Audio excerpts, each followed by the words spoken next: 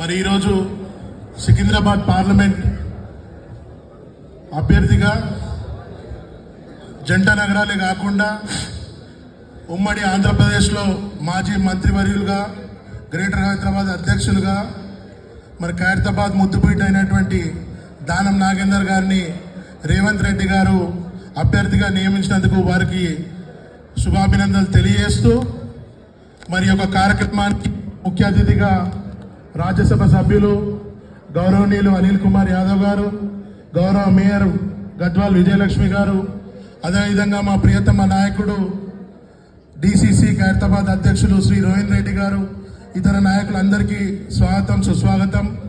కార్యకర్తలకి, మహిళా కార్యకర్తలకి, ముస్లిం సోదరులందరికీ మొన్ననే రంజాన్ పూర్తి చేసుకొని మరి ఈరోజు ఒక శుభదినం శుక్రవారం నాడు ఈ యొక్క కార్యక్రమం ఇక్కడ మొదలుపెట్టుకోవడం చాలా ఆనందదాయకం అని తెలియజేస్తూ మరి నేను 2 విషయాలు అన్న దృష్టికి తీసుకురావాల్సలుచుకున్నా.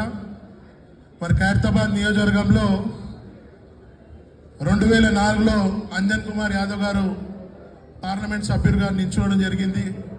మరి 2009లో కూడా వారు గెలవడం జరిగింది.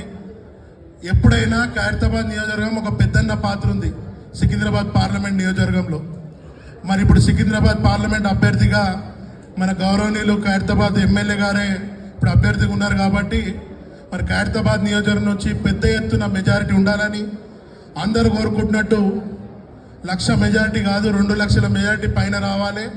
ఒక ఖైరతాబాద్లోనే అన్నకి 1,00,000 మెజారిటీ 1,00,000 ఓట్లు రావాలని నేను కోరుకుంటున్నాను. ఆ విధంగా అందరు కార్యకర్తలు కృషి చేయాలని మనవి చేస్తూ, కార్యకర్తలని గుర్తించినప్పుడే నాయకులు అవుతారని ఇప్పుడైతే పెద్దలందరూ చెప్పినట్టు మరి నాగేంద్రన్న కోసం పెద్దగా చెప్పాల్సిన అవసరం లేదు. మరి వారు 89 నుంచి రాజకీయాలలో క్రియాశీలకంగా ఉన్నారు. మరి భూస్థాయిలో ఉన్నటువంటి కార్యకర్తలని ఈ స్థాయి వరకు తీసుకురావడం, మరి నేను ఇక్కడ పిసిసి కార్యదర్శిగా వారున్నప్పుడే మరి 2017లో నన్ను నియమించడం జరిగింది. అదే పదవిలో ఇప్పటికీ నేను కొనసాగుతున్నా.